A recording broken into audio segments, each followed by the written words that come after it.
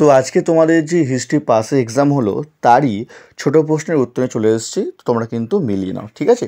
তো দেখো, তোমাদের প্রথম প্রশ্ন, বক্সারের যুদ্ধ কত সালে হয়?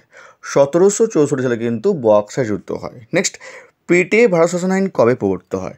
1784 সালে। এটাও তোমাদের কিন্তু ইয়ারলি প্রশ্ন থেকে এসছে, আগেরটাও এসছে। রাউতারি বন্দোবস্ত কে প্রবর্তন করেন? উত্তর হচ্ছে টমাস মনরো এই ব্যবস্থা প্রবর্তন করেন। কেমন? তারপর পরের প্রশ্ন, ফোর্ট উইলিয়াম কলেজ কবে প্রতিষ্ঠিত হয়? 1800 সালে কিন্তু ফোর্ট উইলিয়াম কলেজ প্রতিষ্ঠিত হয়। নেক্সট, সাঁওতাল বিদ্রোহের যে কোনো একজন নেতার নাম লেখো। সিধু কানু, ঠিক আছে? তারপর সত্যবিলোপ নীতি কে প্রবর্তন করেন? উত্তর হচ্ছে লর্ড ডালহৌসি।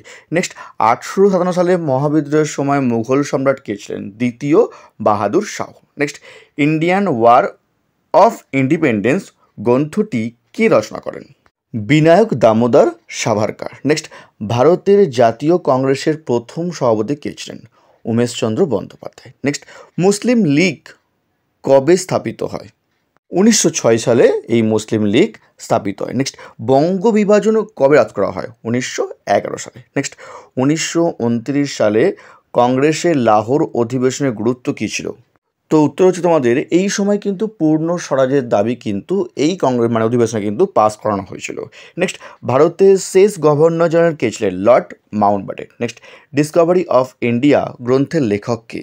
উত্তর হচ্ছে জওহরলাল নেহরু। লাস্ট, ভারতে গণপরিষদ কবে গঠিত হয়? তো উত্তর হচ্ছে 1946 সালে কিন্তু এই গণপরিষদ গঠিত হয়েছিল। ঠিক আছে, কি বললাম? গণপরিষদ কিন্তু গঠিত হয়েছিল।